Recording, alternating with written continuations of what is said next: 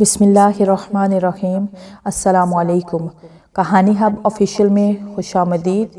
آج پھر دوستوں میں آپ کے لیے ایک بہت ہی اچھی اور سچی کہانی لے کر آئی ہوں۔ نئے آنے والے دوستوں سے گزارش ہے کہ وہ میرا چینل کو سبسکرائب کریں اور بیل آئیکن کو پریس کریں۔ تو چلیں بڑھتے ہیں کہانی کی جانب۔ دو خاندانوں میں ایسی دشمنی تھی کہ سورج اور چاند مل کر ایک ہو سکتے تھے، لیکن یہ دونوں خاندان کبھی بھی ایک نہیں ہو سکتے تھے۔ ہمدان گاؤں میں ہی پلا بڑا تھا۔ مشکل سے 11ویں تک پڑھائی کی تھی۔ چودھری حیات کا بیٹا تھا۔ چودھری حیات اس علاقے کا سب سے بڑا زمیندار مانا جاتا تھا۔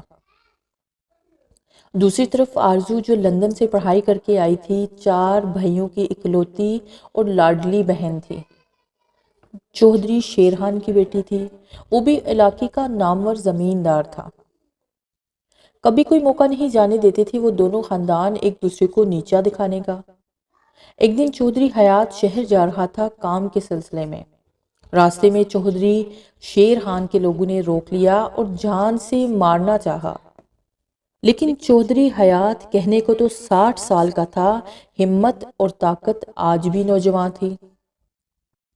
دشمنوں کے لیے اتنا ہی کافی تھا کہ چودھری حیات میدان میں آئے اور مقابلہ کر سکے۔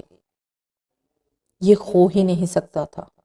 ہمدان کو جب اس بات کا پتہ چلا کہ اس کے باپ پر حملہ ہوا ہے تو اس نے موقع پا کر چودھری شیرخان کی کار کو اکیلے میں روک لیا۔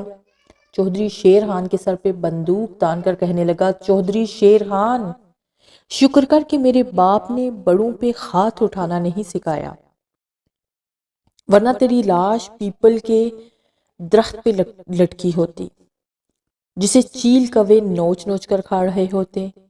میرے باپ کی طرف اٹھنے والی ہر آنکھ کو میں نکال پھینکوں گا، اپنے کتو کو بتا دینا۔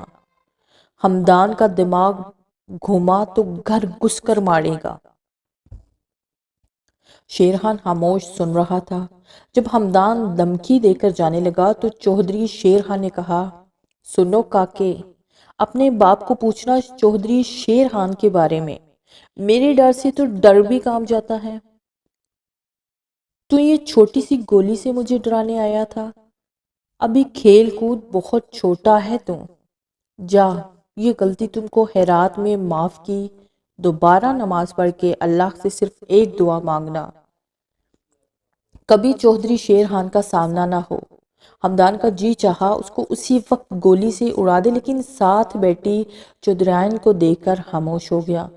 یہ کہہ کر چلا گیا کہ شاید تیری بیوی کی مانگی تیری لمبی زندگی کی دعائیں آج تم کو بچا گئی، ورنہ تیری قبر یہیں کھود دیتا۔ یہ کہہ کر ہمدان وہاں سے چلا گیا۔ چودھری حیات کو پتا چلا تو اس نے کہا، ہمدان پتر، چھوٹے لوگوں کے منہ لگنے کی ضرورت نہیں ہے۔ تمہارا باپ چودھری حیات ابھی زندہ ہے، تو بس فکر کر کے اس سال سب کسانوں کی فصل کو پانی ٹائم سے مل جانا چاہیے۔ ہمدان نے ہاں میں سر ہلایا، جی ابا حضور۔ ساتھ کھڑا منشی بولا، سرکار، کل کچھ کسان آئے تھے، وہ بتا رہے تھے چودھری شیرخان کے بیٹوں نے ان کی زمین کا پانی روک لیا ہے۔ ہمدان غصے میں بولا، ان کی اتنی ہمت کہ ہمارا پانی روکے؟ چودھری حیات نے منشی سے کہا، ہم کوئی لڑائی جھگڑا نہیں چاہتے، علاقے کے سرکاری آفیسر سے بات کر کے یہ معاملہ حل کر لیں گے۔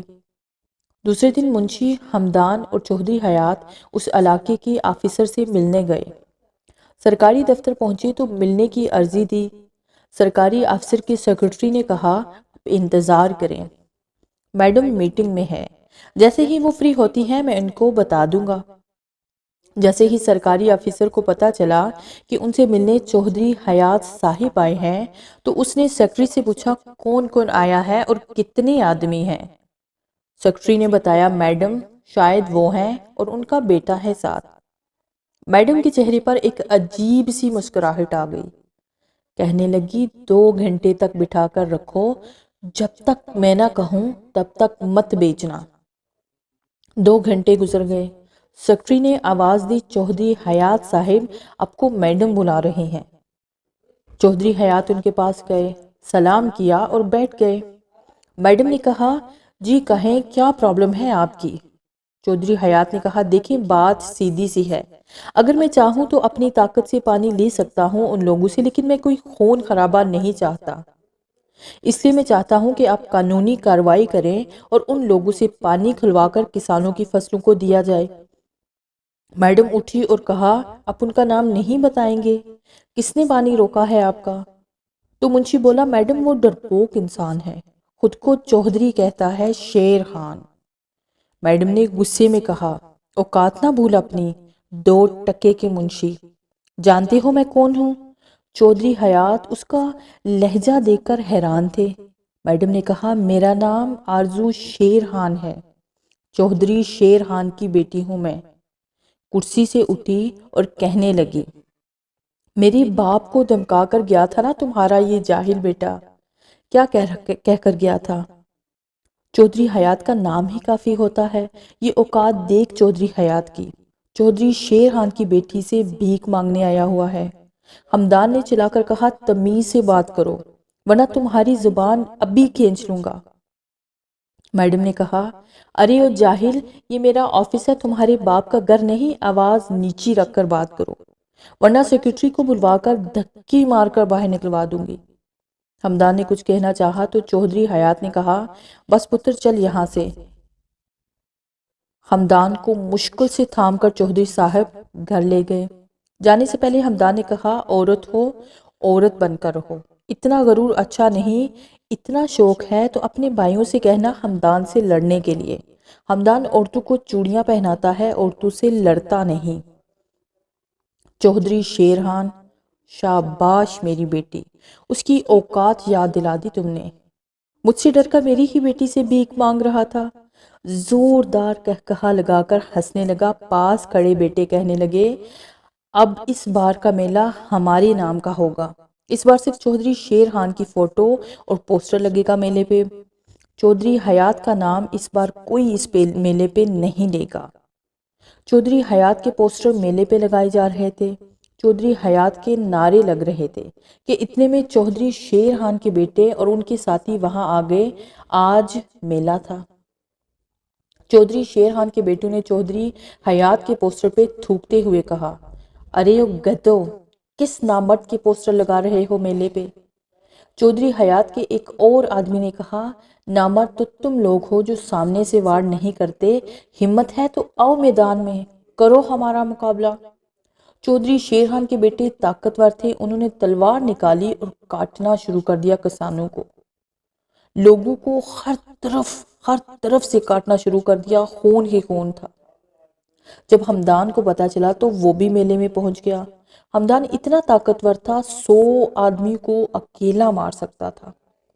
اس نے آتے ہی تلوار نکالی اور چودھری شیر کے 2 بیٹوں کے سر تن سے جدا کر دیے۔